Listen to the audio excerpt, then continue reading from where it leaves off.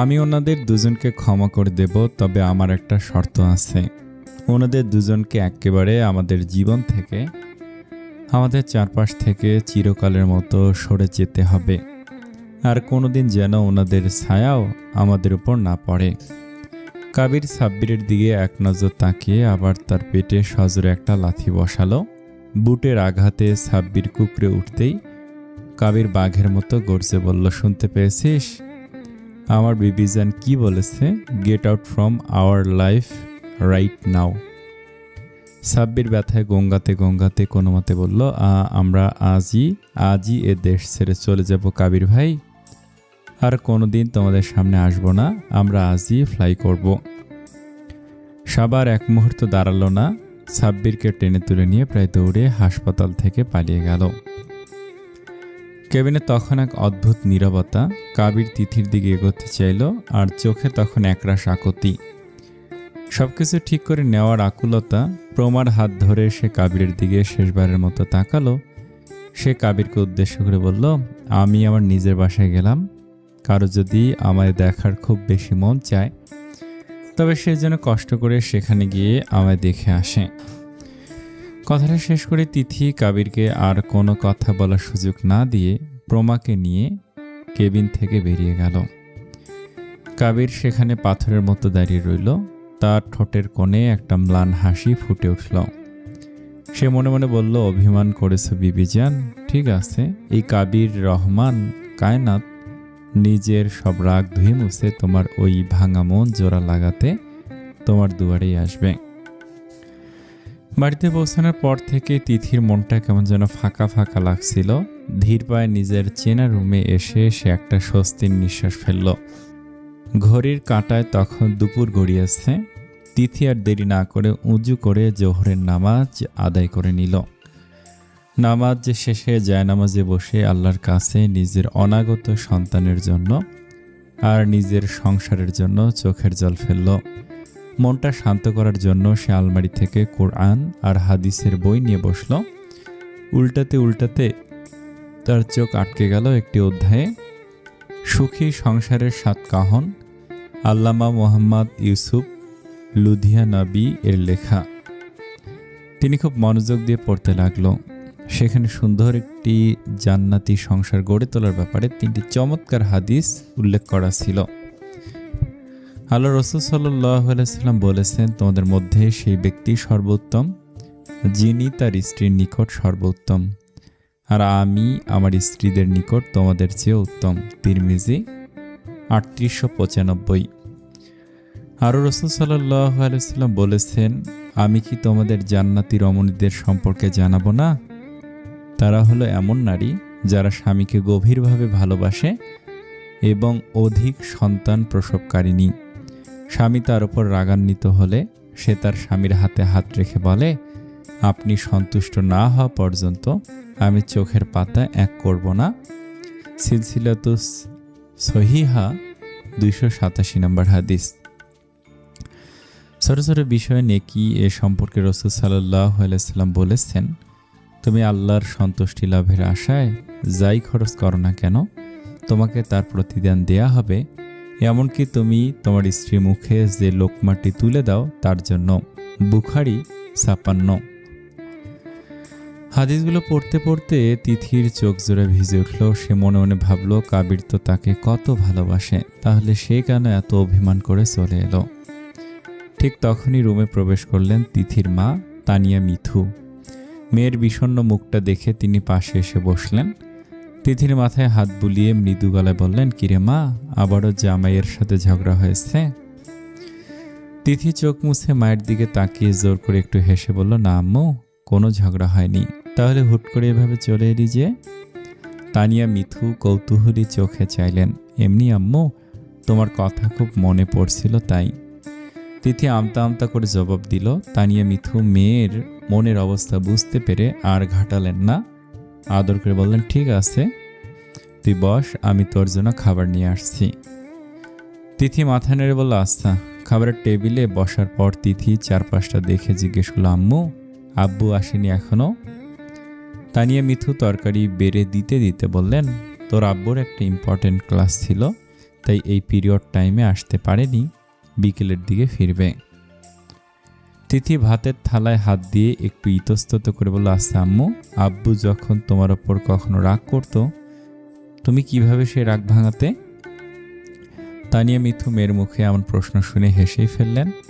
অতীতে ফিরে গিয়ে লজ্জামাখা হাসিতে বললেন, তোর আব্বু আমার উপর রাগ করলে আমি তার পছন্দ মতো থাকার ট্রাই করতাম। যেমন ধর, তার পছন্দের রান্নাগুলো করতাম, সুন্দর করে সেজে তার সামনে যেতাম, ব্যাস। মনের তরল মনের মানুষ তো, এক নিমিষে গলে জল হয়ে যেত। মায়ের কথা শুনে তিথি মনে মনে ভাবল, তবে কি আমারও কাবিরের রাগ এভাবে ভাঙানো উচিত? কিন্তু পরক্ষণই সকালের কথা মনে পড়তেই তার পেটটা কেমন যেন মোচড় দিয়ে উঠল। ভাতের লোকমা মুখে দিতেই সে মুখ চেপে ধরল, আম্মু আর খাবো না, আমার খুব বমি পাচ্ছে। তানিয়া মিথু ব্যস্ত হয়ে বললেন, না রে মা, আর দুটো লোকমা অন্তত খা, শরীর খারাপ করবে তো জানিস। তুই যখন আমার পেটে ছিলি তখন তোর আব্বু সারাদিন আমার সেবা করত। ওনার তো কোনো ফ্যামিলি ছিল না, আমাকে বিয়ে করে আনার পর থেকে আজ অবধি রানী করে রেখেছেন। মায়ের কথা শুনতে শুনতে তিথির চোখের সামনে কাবিরের মুখটা ভেসে উঠল। কাবিরও তাকে রানীর মতোই আগলে রাখে। তিথির মনে হতে লাগলো, কাবির যদি এই মুহূর্তে তার পাশে থাকতো, তার মাথায় হাত বুলিয়ে দিত, তবে কতই না ভালো হতো। বুকের ভেতরটা কাবিরের জন্য হু হু করে উঠল তার। তিথি খাওয়া শেষ করে ক্লান্ত গলায় বলল, আম্মু আমি একটু ঘুমাবো, গতকাল রাতে একদম ঘুম হয়নি। তানিয়া বেগম মেয়ের কপালে হাত দিয়ে বললেন, আচ্ছা মা, যা একটু জিরিয়ে নে। কাবির তার দীর্ঘ বডি ল্যাঙ্গুয়েজ আর চওড়া কাঁধের ওপর কালো ব্লেজারটা টান টান করে টেবিলের প্রধান চেয়ারটার দিকে এগিয়ে গেল। টেবিলে তখন সাজানো এক গাদা ফাইল আর স্যাটেলাইট ম্যাপ। চিফ কমান্ডার কাবিরের দিকে তাকিয়ে একটা মিষ্টি হাসলেন। কড়া লিকারের কফির মগটা হাতে নিয়ে অত্যন্ত আন্তরিকতার সাথে বললেন, কি কাবির রহমান কায়নাত, স্ত্রীকে খুঁজে পেয়ে তো আমাদের কথা ভুলে গিয়েছ। কাবির নিজের স্বভাবসুলভ বাঁকা হাসিটা দিয়ে বসল, ঘড়ির চেইনটা একটু ঠিক করে নিয়ে বলল, স্যার আপনি রিটায়ার্ড করেছেন শুনে ভাবলাম শেষবারের মতো আপনার কাছ থেকে একটা বর্ষার শিকারের পারমিশন নিয়ে যাই। র্যাঙ্ক এর চেয়ারটা তো খালি রাখা যাবে না। চিফ কমান্ডার এবার গম্ভীর হলেন, প্রজেক্টরের রিমোটটা চেপে স্ক্রিনে একটা ছবি ভাসিয়ে তুললেন, ঠান্ডা স্বরে বললেন, গুড, তাহলে এবার কাজের কথায় আয়। এবারের মিশনটা লোকাল কোনো গ্যাংস্টারকে নিয়ে নয়, সরাসরি আন্তর্জাতিক মাফিয়া নেটওয়ার্ক জড়ো হয়েছে। কেসটা হলো গড অফ ইতালির একমাত্র ছেলের মিসিং কেস। ইতালির আন্ডারওয়ার্ল্ডের সম্রাট গড অফ ইতালিকে কাবির খুব ভালোভাবেই চেনে। সে এই কাজে লাগিয়ে গড অফ ইতালির মুখোশ সকলের সামনে খুলে দেওয়ার প্রতিজ্ঞা করল। কেসের জটিলতা নিয়ে কাবির তার চিফ এবং টিমের অন্যান্য পুলিশ মেম্বারদের সাথে গভীর আলোচনায় ডুবে গেল। প্রায় ঘণ্টাখানেক ধরে চলল নিখুঁত স্ট্র্যাটেজি প্ল্যানিং। মিটিং শেষে যখন বাকিরা ফাইলপত্র গোছাচ্ছিল, কাবির তখনও স্ক্রিনের ম্যাপটার দিকে তীক্ষ্ণ নজরে তাকিয়েছিল।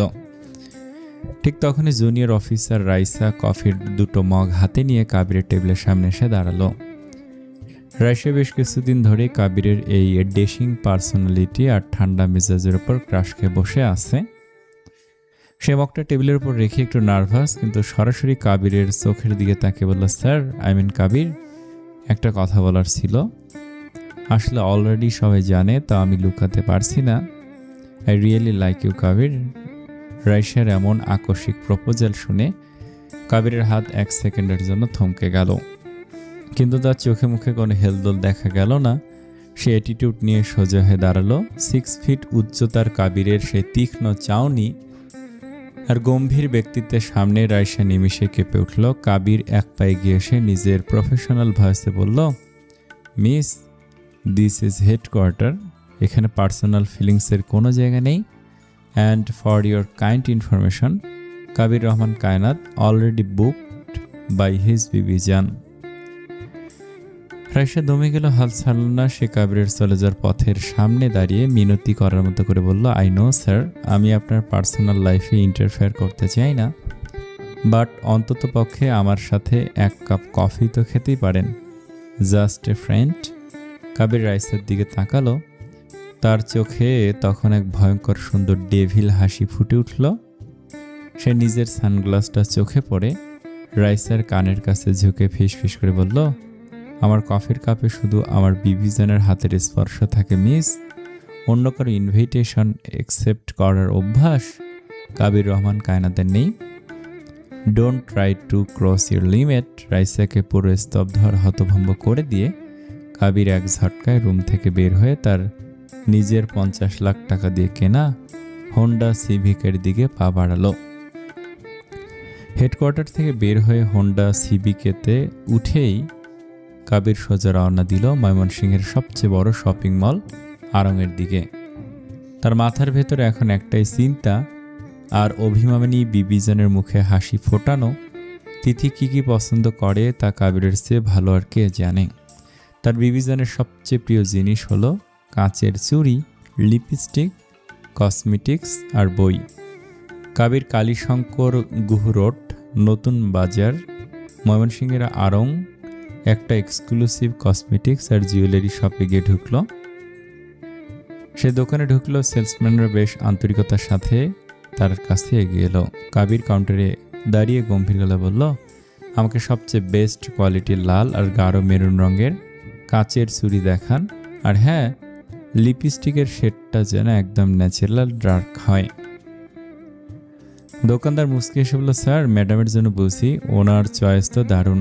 কাবির চোখের সানগ্লাসটা একটু নামিয়ে দোকানদারের দিকে তাকিয়ে একটা হালকা ডেভিল স্মাইল দিল, তারপর গভীর গলায় বলল, চয়েস তো দারুণ হবেই, কারণ সে কাবির রহমান কায়নাতের বিবিজান। শোনো, চুড়িগুলো যেন একটু সাবধানে প্যাক করো, ওর হাতটা খুব নরম, একটু শক্ত কিছু লাগলেই লাল হয়ে যায়। আর লিপস্টিকটা যেন একদম লং লাস্টিং হয়, কারণ ও যখন রেগে গিয়ে ঠোঁট কামড়ায় তখন যেন কালারটা নষ্ট না হয়। কাবিরের মুখে এমন খোলামেলা কথা শুনে মাঝবয়সী দোকানদার পুরো থতমত খেয়ে গেল। সে লজ্জায় লাল হয়ে মাথা চুলকাতে চুলকাতে বলল, আচ্ছা সরি স্যার, আমি একদম সাবধানে প্যাক করে দিচ্ছি। এরপর কাবির পাশের জুয়েলারি সেকশনে গেল। সেখানে গিয়ে সে বলল, আমাকে একটা ডায়মন্ডের লকেট দেখান যেটাতে কে লেটারটা খোদাই করা থাকবে। জুয়েলারি অ্যাসিস্ট্যান্ট লকেটটি এনে দিতেই কাবির সেটা হাতে নিতে দেখল কে ফর কাবির। সে মনে মনে ভাবল, এই লকেটটা যখন তিথির ওই ফর্সা গলায় ঝুলবে তখন পুরো দুনিয়ার নজর ওর ওপর আটকে যাবে। লকেটটা নিয়ে সে পেমেন্ট ক্লিয়ার করলো। প্রায় 50 ডজন চুড়ি, 100টি লিপস্টিক, কসমেটিক আর জুয়েলারি কেনাকাটা করে কাবির সোজা গিয়ে ঢুকল। আড়ংয়ের বিশাল শাড়ি সেকশনে পা রাখতে কাবিরের চোখ জুড়িয়ে গেল। তার মনের ভেতর তখন এই রাতের শুধু লাল শাড়ি পরা তিথির ওই মায়াবী রূপটা ভাসছে। সে মনে মনে ভাবলো, আমার বিবিজান তো এক একটা শাড়িতে এক একটা পরীর মতো লাগবে। কাবির শোরুমের ম্যানেজারকে ডেকে একদম রাজকীয় ভঙ্গিতে বলল, আমাকে আপনাদের এখানে থাকা সবচেয়ে বেস্ট কোয়ালিটির সিল্ক, কাতান আর জামদানি শাড়ি দেখান। একটা বা দুটো নয়, আপনাদের কালেকশনে যত ভালো ডিজাইন আছে সব বের করুন। ম্যানেজার এবং সেলস বয়রা মিলে কিছুক্ষণের মধ্যে কাবিরের সামনে বিশাল এক শাড়ির সমুদ্র মেলে ধরল। কাবির একে একে শাড়িগুলো দেখতে লাগলো এবং তার রাজকীয় পছন্দের বহর দেখে আড়ংয়ের স্টাফদের চোখ চরকগাছ হয়ে গেল। সে প্রায় 500টি বিভিন্ন ডিজাইন ও কালারের শাড়ি সিলেক্ট করে ফেলল। সেখানে ছিল জামদানি শাড়ি, একদম খাঁটি সুতোর তৈরি, হালকা তুত কালার, মিষ্টি গোলাপি এবং দুধ সাদা রং, গাঢ় মেরুন আর টকটকে লাল রঙের বেনারসি ও জর্জেট কাতান। সিল্ক শাড়ি ছিল কাঁচা হলুদ, টিয়া গ্রিন আর বেগুনি রঙের পিওর রাশের সিল্ক এবং তসর সিল্ক। কাবিরের ইলাহি কাণ্ড দেখে কাউন্টারে থাকা একজন সিনিয়র সেলস এক্সিকিউটিভ অবাক হয়ে জিজ্ঞেস করল, ভাইয়া আপনি একসাথে এত শাড়ি কোনো গিফটের জন্য নিচ্ছেন নাকি পাইকারি ব্যবসার জন্য? কাবির মানিব্যাগ থেকে তার গোল্ডেন ক্রেডিট কার্ডটা বের করে কাউন্টারে রাখলো। তারপর তার চোখের সানগ্লাসটা হালকা নামিয়ে সেই পরিচিত ডেভিল স্মাইল দিয়ে গভীর গলায় বলল, আরে না ভাইয়া, কোনো গিফট বা বিজনেসের জন্য নয়, এই সব কটা শাড়ি আমার একমাত্র বিবির জন্য। ও এক একটা মুডের জন্য এক একটা শাড়ি লাগবে। আর হ্যাঁ, কাবির হঠাৎ ঝুঁকে এসে কাউন্টারের সেলস বয়দের চোখের দিকে তাকিয়ে কড়া এবং গম্ভীর গলায় বলল, and yes, the fabric of the শাড়ির must be excellent, otherwise I will report to you your higher authority. জি জি জি স্যার, এখানে সবগুলো আমাদের কালেকশনে বেস্ট, আপনি পছন্দ মতো নিতে পারেন। তারা দ্রুত অতি সাবধানে 500টি বড় বড় লাক্সারি বক্স প্যাক করতে শুরু করলো। সব শপিং শেষে হন্ডা সিভিকের ব্যাক সিট আর বুট স্পেস, এখন গিফট বক্স, শাড়ি, হাওয়াই মিঠাই, ইসলামিক বই আর বেলি ফুলের মালায় পুরো ঠাসা। কাবির এবার গাড়ির গিয়ার চেঞ্জ করে ফুল স্পিডে স্টিয়ারিং ঘোরালো তিথির বাবার বাড়ির দিকে। বিকেল 4টা, বাড়ির সামনে এসে থামলো কাবিরের কালো হন্ডা সিভিক। গাড়ি থেকে নেমে দুহাত ভর্তি শপিং ব্যাগ, বই আর ফুলের মালা নিয়ে কাবির যখন তিথিদের কলিং বেল বাজালো, দরজা খুললেন তানিয়া মিথু।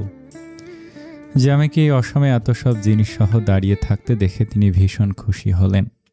মুখে একগাল হাসি নিয়ে বললেন, আরে কাবির, এসো বাবা, ভেতরে এসো, সব ঠিকঠাক আছে তো?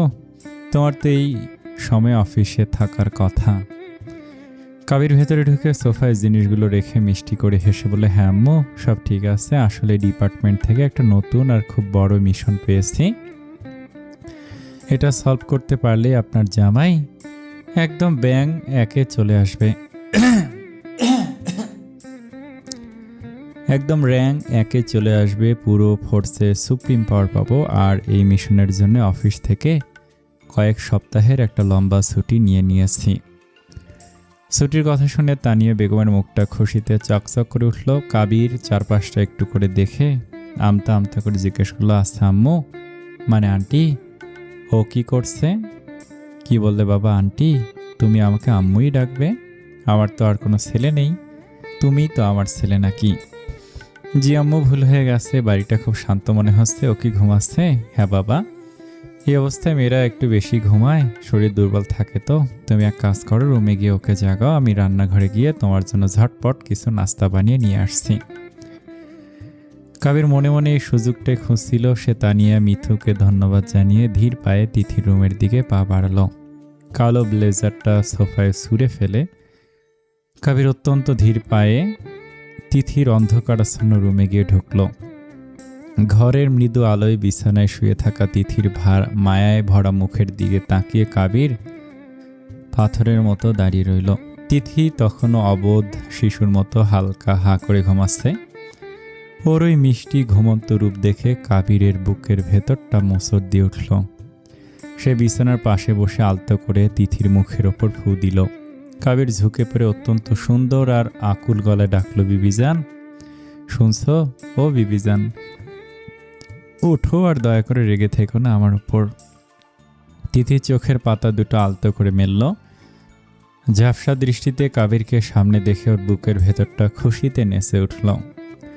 আজ কাবিরকে এত কাছে দেখে তিথির বড্ড বেশি ভালো লাগছিল, কিন্তু মুখে সে নিজের অভিমানী ভাবটা বজায় রাখল।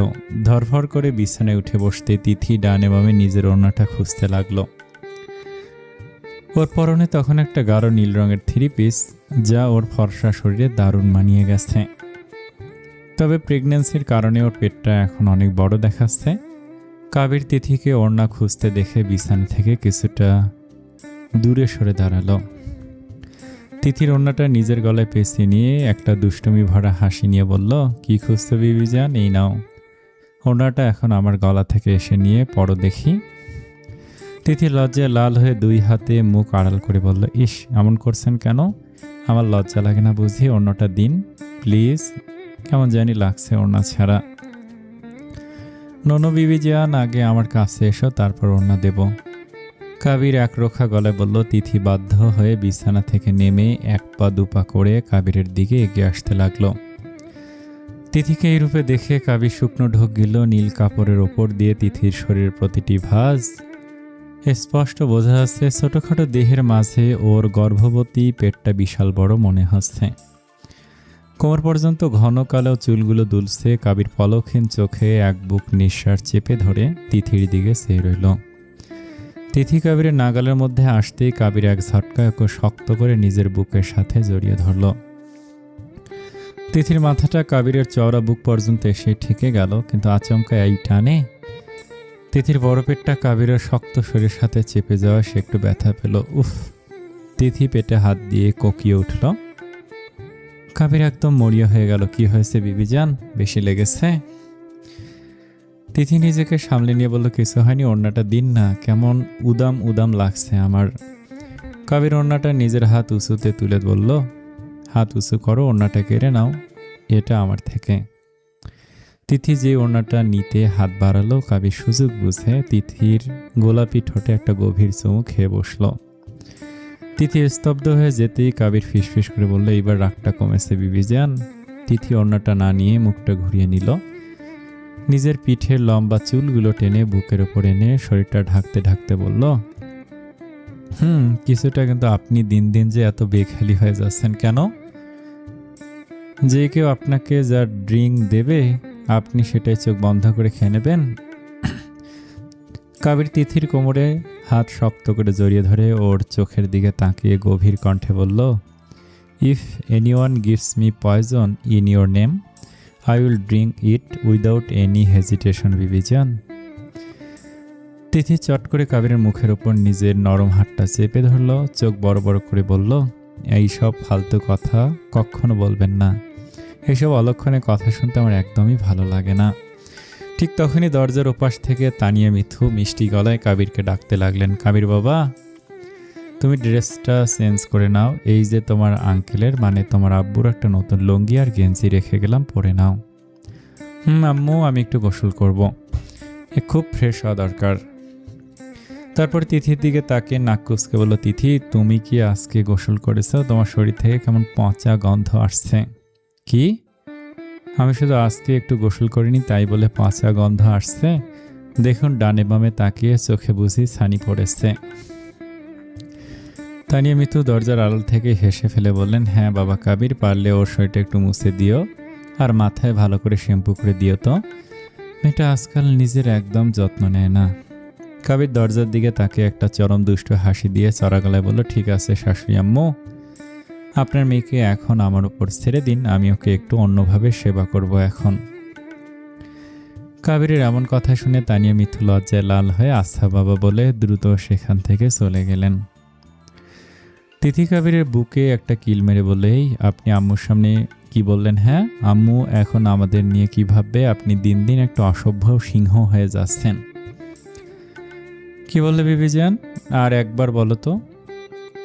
ভালো শুনতে পাইনি, একটু জোরে বলো। বলে কাবির কোনো কথা বলার সুযোগ না দিয়ে তিথিকে এক ঝটকায় দু হাতে পাঁচা কোলা করে কোলের ওপর তুলে নিল। তিথি আতকে উঠে কাবিরের গলা জড়িয়ে ধরতেই কাবির ওকে নিয়ে সোজা বাথরুমের দিকে পা বাড়ালো। কিন্তু তিথি ছটফট করতে করতে ওর শক্ত বুকে ধাক্কা দিয়ে বললে, এই সারুন, কি করছেন কি? হ্যাঁ, আম্মু ডাইনিংয়ে আছে আর আমার পেটে এখনো হালকা ব্যথা করছে, নামানামায়। পেটে ব্যথা শব্দটা শুনতেই কাবিরের ভেতরের তপ্ত সিংহটা এক নিমেষে শান্ত হয়ে গেল। সে অত্যন্ত সাবধানে তিথিকে বাথরুমের মার্বেল মেঝের ওপর নামিয়ে দিল। তিথি নেমে দুপা পিছিয়ে গেল, লজ্জায় ওর পুরো ফর্সা গাল আপেলের মতো লাল হয়ে গেছে, কান দিয়ে যেন গরম ভাব বেরোচ্ছে। সে কাবিরের দিকে তাকাতেই পারছে না। কাবির ততক্ষণে নিজের শার্টের বোতামগুলো খুলে মেঝেতে ছুঁড়ে ফেলেছে। ওর পরনে এখন শুধু একটা সাদা ট্রাউজার, উন্মুক্ত চওড়া বুক আর অ্যাপস একদম খালি। ভেজা বাথরুমের আফসা আলোয় ওর এই পেশিবহুল সুঠাম শরীরটা দেখতে মারাত্মক লাগছিল। তিথি এক নজর কেবিরের কাঁচের আয়নায় কাবিরের এই রূপ দেখেই চোখ দুটো শক্ত করে বন্ধ করে ফেলল। কাবির তিথির এই অবস্থা দেখে ঠোঁটের কোণে এক চিরচেনা ডেভিল স্মাইল ফুটিয়ে তুলল। সে ধীর পায়ে এগিয়ে এসে তিথির ভেজা চুলে আঙুল ডুবিয়ে ওকে দেয়ালের সাথে চেপে ধরল। ওর তপ্ত নিঃশ্বাস তিথির কপালে আছড়ে পড়তেই ও ফিসফিস করে বলল, তুমি কি জানো না বিবিজান, স্বামী স্ত্রী একসাথে গোসল করা সুন্নত, সেখানে এত লজ্জা পাওয়ার কি আছে? আর তুমি যদি নিজের বরের সামনে এত লজ্জা পাও তাহলে কিভাবে হবে? তিথি দেয়ালে পিঠ ঠেকিয়ে কোনো মতে নিজের ওড়নাটা বুকের ওপর টেনে নিয়ে কাঁপা গলায় বলল, না, আমি জানি ওটা সুন্নত, তাও আমি আপনার সাথে গোসল করব না, আমার কেমন জানি লাগছে, প্লিজ আপনি বাইরে যান। কাবির তিথির এতটুকু দূরত্ব সহ্য করতে পারছিল না। সে তিথির আরও কাছে ঝুঁকে এলো, যেন ওদের দুজনের মাঝে একটা সুতো গলে যাওয়ারও জায়গা নেই।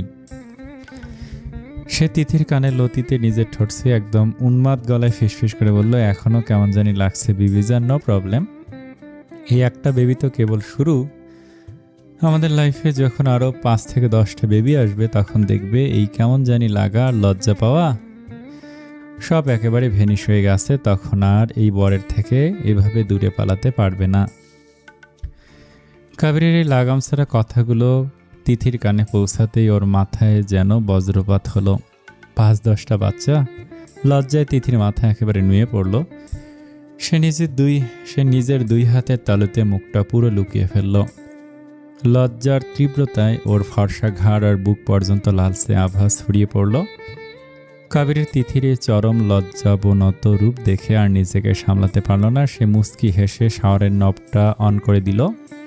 সাথে সাথে ঠান্ডা জলের ধারা ওদের দুজনের ওপর আছড়ে পড়ল। নীল ত্রিভুজটা ভিজে তিথি শরীরের সাথে লিপটে যেতেই কাবির রহমান কায়নাত তার চুলে হাত গলিয়ে নিজের অধরের তৃষ্ণা মেটাতে মরিয়া হয়ে উঠল। কাবির গোসল সেরে মারুফ আহমেদের মতো সুতি লঙ্গি আর একটা সাদা গেঞ্জি পরে ড্রয়িং রুমে এসে বসলো, ঠিক বাঙালি জামাইদের মতো। ডাইনিং টেবিলের একদিকে তিথির বাবা মারুফ আহমেদ, অন্যদিকে শাশুড়ি তানিয়া মিথু, আর মাঝখানে মুখ ভার করে বসে আছে অভিমানী তিথি। খাবারের বাটিগুলো সাজাতে সাজাতে তানিয়া মিথু যেই কাবিরের পাতে গরম ভাত বেড়ে দিতে যাবেন, ঠিক তখনই হাঁচ আঁখো একটানা 3-4টা বিকট শব্দে হাসি দিয়ে উঠল কাবিরের অমন হাসি দেখে মারুফ আহমেদ নিজের চশমাটা নাক থেকে ঠিক করলেন। আর তিথি নিজের ভাতের লোকমাটা মুখে তুলতে গিয়েও থেমে গেল। সে কাবিরের দিকে তাকিয়ে ঠোঁট টিপে হেসে উঠল, কিন্তু পরক্ষণই বাবার দিকে তাকিয়ে হাসি চেপে গম্ভীর হওয়ার ভান করে বলল, দেখলে তো আব্বু, চোরের 10 দিন আর সাধুর 1 দিন। আমাকে জোর করে ঠান্ডা পানিতে গোসল করাতে গিয়ে নিজের কেমন ঠান্ডাটা লাগিয়ে বসে আছেন। একদম উচিত শিক্ষা হয়েছে। তিথির মুখে এমন খোলামেলা খোসা শুনে তানিয়া মিথু আর মারুফ আহমেদ দুজনে একে অপরের দিকে চেয়ে মুচকি হাসলেন। তিথি হঠাৎ খেয়াল করলো সে বাবা মায়ের সামনেই কাবিরের সাথে বাথরুমের সিক্রেট শেয়ার করে ফেলেছে। লজ্জায় ওর কান মুখ আবার লাল হয়ে গেল।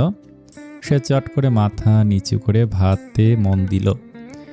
কাবির অবশ্য সব লজ্জার ধার ধারে না। সে নিজের লাল হয়ে যাওয়া নাকটা গেঞ্জির হাতা দিয়ে হালকা মুছে মারুফ আহমেদের দিকে তাকে একদম স্বাভাবিক গলায় বলল, আরে না আঙ্কেল, ওসব কিছু না। বরের তো বউয়ের জন্য একটু আধটু কষ্ট করাই যায়। তিথির রাগ ভাঙানোর জন্য এই কাবির রহমান কায়নাত নিউমোনিয়ায় আক্রান্ত হতেও রাজি। মারুফ আহমেদ জামাইয়ের এমন স্পষ্টবাদী রসিকতায় হা হা করে হেসে উঠলেন। তিনি কাবিরের পিঠে চাপড়ে বলল, তা যা বলেছো বাবা, তা কাবির তুমি খাচ্ছ না কেন? একটু বেশি করে মাংস নাও। আর মিথু খাওয়া শেষ হলে কাবিরকে আদা লেবু দিয়ে 1 কাপ কড়া করে চা বানিয়ে দিও তো। ছেলেটার যেভাবে ঠান্ডা লেগেছে, রাতে আবার না জ্বর চলে আসে। তানিয়া মিথু তরকারির বাটিটা এগিয়ে দিতে দিতে বললেন, হ্যাঁ দেবো তো অবশ্যই, কিন্তু তোমার আদরের মেয়েকে আগে কিছু বলো। ও তো আজকাল কথাই শুনতে চায় না, ভীষণ পাজি হয়েছে। ওর পেটের ভেতর যে আল্লাহর রহমতে একটা ছোট্ট প্রাণ দিন দিন বড় হচ্ছে, সেই খেয়াল কি ওর আছে? এই অবস্থায় কেউ এত খামখেয়ালি করে? মিতু, মেয়েটা তো এখনো ছোট, ওকে একটু আদর করে বুঝিয়ে বলতে হবে তো। হুট করে বকা দিলে কি আর শোনে? হ্যাঁ, সে আদর দিতে গিয়ে তো মাথায় উঠেছে। তানিয়া মিথু রাগ দেখে তিথির পাতে আরও 1 চামচ ডাল ঢেলে দিয়ে বললেন, এই তিথি, তুই খাচ্ছিস না কেন? সকাল থেকে তো পেটে কিছু পড়েনি। জলদি মুখ খোল। তিথি ভাতের লোকমাটা মুখের কাছে নিতেই হঠাৎ ওর পেটের ভেতরটা কেমন যেন মোচড় দিয়ে উঠল। কড়া মশলার গন্ধটা নাকে আসতেই ও মুখ চেপে ধরল। ওর ফর্সা মুখটা এক নিমিষে ফ্যাকাশে হয়ে গেল।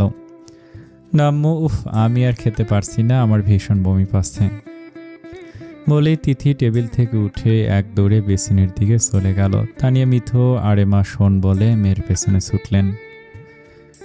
খাবারের টেবিলে মারুফ আহমেদ আর কাবির একা হয়ে গেল। মারুফ আহমেদ একটা দীর্ঘশ্বাস ফেলে কাবিরের দিকে তাকিয়ে অত্যন্ত গম্ভীর গলায় বললেন, বাবা কাবির, তুমি তো বললে এবার অফিস থেকে কয়েক সপ্তাহের জন্য একদম ফিরে আসো, একটা বড় ছুটির ব্যবস্থা করেছো। কাবির গ্লাস থেকে জল খেয়ে বলল, জি আঙ্কেল, একদম ফ্রি। আগামী কয়েক সপ্তাহ আমার পুরো সময়টাই ফ্যামিলির জন্য। তাহলে এক কাজ করো বাবা, আজ বিকেলে তিথিকে নিয়ে ময়মনসিংহের সরকারি মেডিকেল কলেজ হাসপাতাল থেকে একটা প্রপার চেক আপ করিয়ে নিয়ে আসো। বাচ্চাটা এখন কেমন আছে, তিথির শরীরের কন্ডিশন কেমন, সব জানা দরকার। এই সময়টাতে একটু অবহেলা করা ঠিক হবে না। কাবির মারুফ আহমেদের চোখের দিকে তাকিয়ে পরম শ্রদ্ধায় মাথা নাড়ল। ওর ঠোঁটের কোণে একটা তৃপ্তির হাসি ফুটে উঠল। সে ধীর গলায় বলল, হ্যাঁ আঙ্কেল, আব্বু, আমি আজই ওকে নিয়ে যাব, আপনি একদম চিন্তা করবেন না। বাহ বাবা, তোমার মুখে এই আব্বু ডাক্তার শুনতে আমার যে কতটা ভালো লাগলো তা আমি বোঝাতে পারবো না। আজ থেকে এভাবে আব্বু বলে ডাকবে কেমন? কাবির হাসলো। শ্বশুর আর শাশুড়ির এই ভালোবাসার আপ্যায়নে ওর বুকের ভেতরে সমস্ত ক্লান্তি নিমিষে দূর হয়ে গেল। অন্যদিকে রুমে তিথি তখন বেসিন থেকে মুখ ধুয়ে বিছানায় এসে বসেছিল। ওর মনটা তখনও কিছুক্ষণ আগের বাথরুমের সে অদ্ভুত হাসির আর লজ্জার মুহূর্তটাতে আটকে ছিল। ও মনে মনে ভাবছিল এই অসভ্য সিংহটাকে ও বাথরুমে কেমন নাজেহাল করার চেষ্টা করেছিল, কিন্তু উল্টো নিজেই ফেঁসে গিয়েছিল। ফ্ল্যাশব্যাক। বাথরুমের ভেতর তখন শাওয়ারের ঠান্ডা জল কলকল শব্দে ঝরে পড়ছে। তিথির বড় হয়ে যাওয়া পেট আর ওর শরীরের নাজুক অবস্থার কথা চিন্তা করে কাবির এবার আর কোনো জোর জবরদস্তি করল না। সে তিথিকে আলতো করে একটা প্লাস্টিকের টুলের ওপর বসিয়ে দিল। এরপর শ্যাম্পুর বোতলটা নিয়ে নিজের হাত দুটো দিয়ে তিথির ঘন কালো চুলে আলতো করে ফেনা তুলতে লাগলো। কাবিরের আঙ্গুলের নরম ছোঁয়া তিথির মাথার ত্বকে এক অদ্ভুত আরাম দিচ্ছিল। তিথি এতক্ষণ চোখ বন্ধ করে থাকলেও হঠাৎ করে চোখ মেলে আয়নায় কাবিরের দিকে তাকালো। 6 ফিট হাইটের রাগী সিংহটা কেমন বাধ্য ছেলের মতো মনোযোগ দিয়ে ওর চুলে শ্যাম্পু করে দিচ্ছে। এই রূপটা দেখে তিথি এক মনে পলকহীন চোখে কাবিরের মুখের দিকে তাকিয়ে রইল। কাবির তিথির ওই চোর চাহনি দেখে বাঁকা হাসল। সে ঠোঁটের কোণে একটা বাঁকা দুষ্টুমি ভরা হাসি ফুটিয়ে চোখ টিপে বলল, কি ব্যাপার বিবিজান, এভাবে এক মনে বরের দিকে তাকিয়ে আসছো কেন? একটু সাবধানে দেখো, বড্ড হ্যান্ডসাম তো।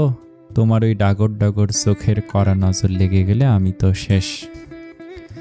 তিথি চট করে ধরা পড়ে গিয়ে মুখটা ভেঙছে বলল, ও তাই নাকি? নিজের রূপের বড় দেমাক, তাই না? আমার চোখের পাওয়ার এত সস্তা আর খারাপ না যে আপনার মতো একটা অসভ্য সিংহকে দেখতে যাব। ও তাই নাকি বিবিজান, এতই যখন চোখের দেমাক, তাহলে একটু শান্তি পাওয়া দরকার, তাহলে একটু শাস্তি পাওয়া দরকার।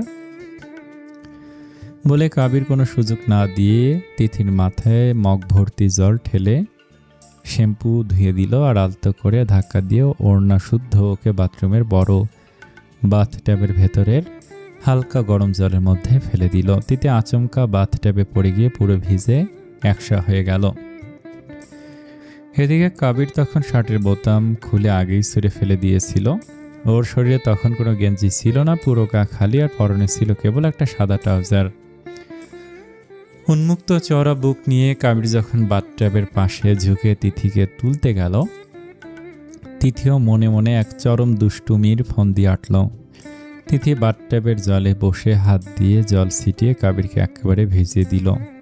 কাবির নিজের চওড়া বুকটা টান টান করে বাথট্যাবের ওপরে বসে পড়ল।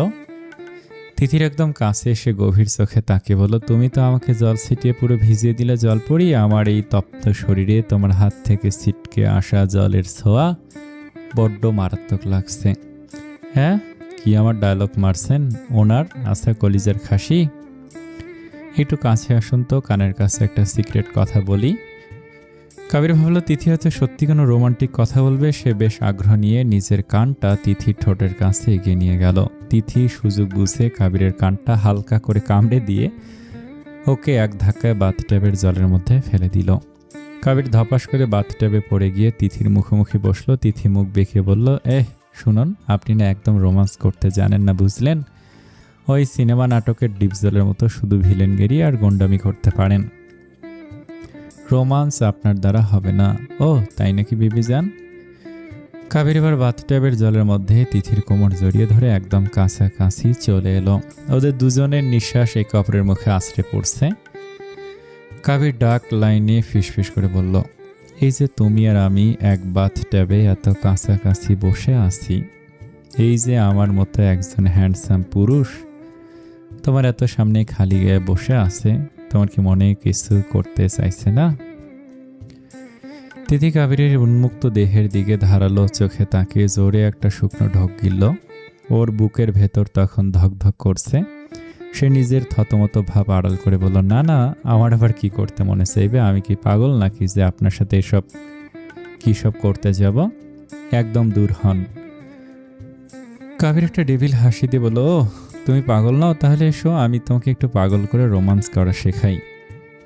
তিথি এবার বিপদ বুঝে বাথটাব থেকে ঝটাপট উঠে দাঁড়াতে গেল। জলের কারণে বাথটাবের মেঝেটা ছিল বড্ড পিছিল। তিথি নিজের ভারসাম্য সামলাতে না পেরে পিছলে পড়ে যেতেই বাজার তাগিতে সামনে থাকা কাবিরের একমাত্র সম্বল পরনে সেই ভেজা সাদা ট্রাউজারটা খপ করে ধরে সজরের নিচের দিকে একটা টান মারল। ব্যাস, জলের ওজনের আর তিথির শক্ত টানে কাবিরের সাদা ট্রাউজারটা এক ঝটকায় কোমর থেকে বেশ কিছুটা নিচে নেমে গেল। কাবির রহমান কায়নাত এবার বাথরুমের ছাদ ফাটানো আহাজারি শুরু করে দিল। সে দুই হাত দিয়ে নিজের কোমর চেপে ধরে একদম কান্না সুরে বলতে লাগলো, আল্লাহ গো, কে কোথায় আসো, আমাকে বাঁচাও। শাশুড়ি আম্মু, দেখে যাও, আপনার মেয়ে আমার ইজ্জত পুরো লুটে নিল। আজ আমার সতীত্ব আর রইল না গো। শেষমেশ একটা মেয়ের কাছে আমার সাদা ট্রাউজার টান খেয়ে ইজ্জতের ফালুদা হয়ে গেল। এদিকে তিথি এই কাণ্ড দেখে লজ্জায় আর অপমানে দুই হাতের তালুতে মুখ ঢেকে বাথট্যাবের ভেতরে বসে পড়ল। লজ্জার তীব্রতায় ওর পুরো ফর্সা গাটা যেন টমেটোর মতো লাল হয়ে গেল। ও চিৎকার করে বলল, উফ, চুপ করুন অসভ্য সিংহ একটা। কেউ শুনলে কিভাবে আপনি একটা আস্ত পাগল। বিছানায় শুয়ে শুয়ে বাথরুমের সেই চরম মজার আর লজ্জার কাহিনী ভাবতে ভাবতেই তিথি একা একাই খিলখিল করে হাসছিল। ও ভাবছিল ডেসিং আর সাহসী সিংহটা ওর কাছে কেমন যেন ভেজা বিড়ালের মতো আহাজারি করছিল। ঠিক তখনই কাবির নিজের দুটো নাক ঘষতে ঘষতে আর উফ উফ করতে নাক টানতে টানতে ঘরের ভিতর ঢুকলো। ঠান্ডাটা বেশ জাকিয়ে বসেছে ওর। কাবিরকে ওইভাবে ঢুকতে দেখে তিথি জোর করে নিজের ভেতরে চাপা হাসি দিল। ঠিক সেই মুহূর্তে রাস্তা পার হয়ে মসজিদ থেকে আসরের আজানের মধুর ধ্বনি ভেসে এলো। আল্লাহু আকবার, আল্লাহু আকবার। আজানের শব্দ কানে আসতে তিথি সব হাসি তামাশা বন্ধ করে একদম শান্ত হয়ে গেল। ও মাথার উপর নীল রঙের ওড়নাটা সুন্দর করে টেনে মাথা থেকে নিল। আজানের প্রতিটা বাক্য তিথি মন দিয়ে শুনছিল আর খুব সুন্দরভাবে আজানের জবাব দিচ্ছিল। মুয়াজ্জিন যখন বলছিলেন হাইয়া আলা সালাহ, তিথি তখনই নিঃশব্দে বলছিল লা হাওলা ওয়ালা কুওয়াতা ইল্লা বিল্লাহ। আজান শেষ হতেই তিথির দুটো হাত তুলে খুব মৃদু আর মধুর সুরে আজানের পরের দোয়া পড়তে লাগলো।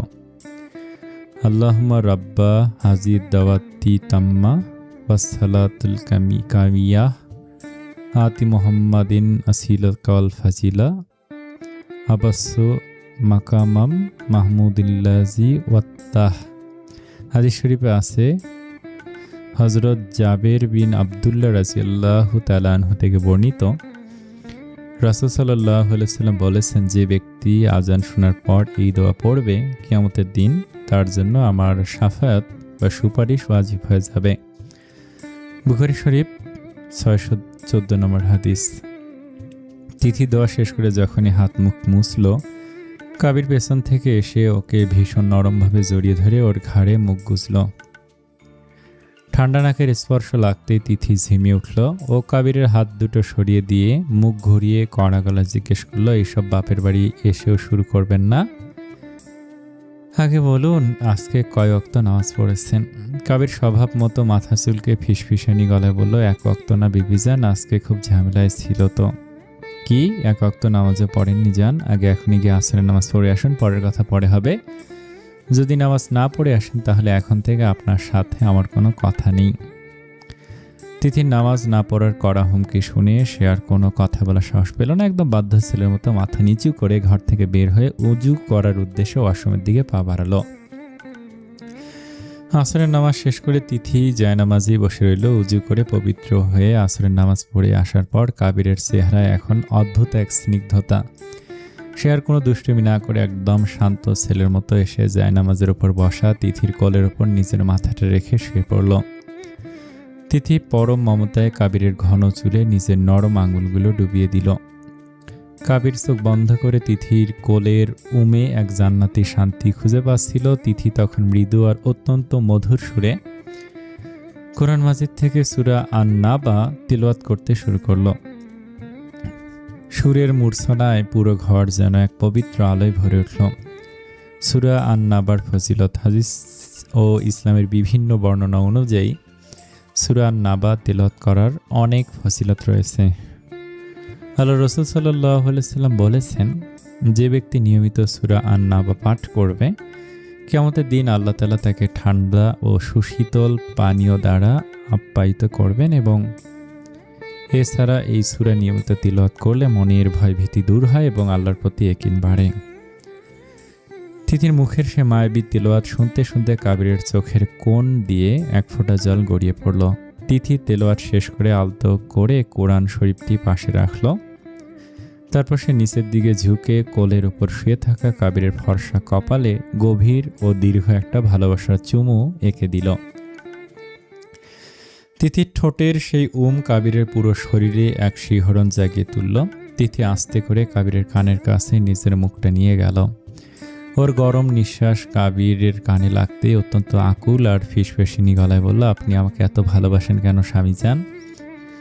আপনার এই পাগলামিগুলো দেখলে মাঝে মাঝে আমার খুব ভয় হয়, নিজেকে বড্ড বেশি ভাগ্যবতী মনে হয়। কাবির চোখ মেলে তিথির দিকে তাকালো। ওর সে তীক্ষ্ণ চোখে এখন শুধু ডেভিল স্মাইল নেই, আছে শুধু তিথির জন্য এক বুক উথাল পাথাল ভালোবাসা।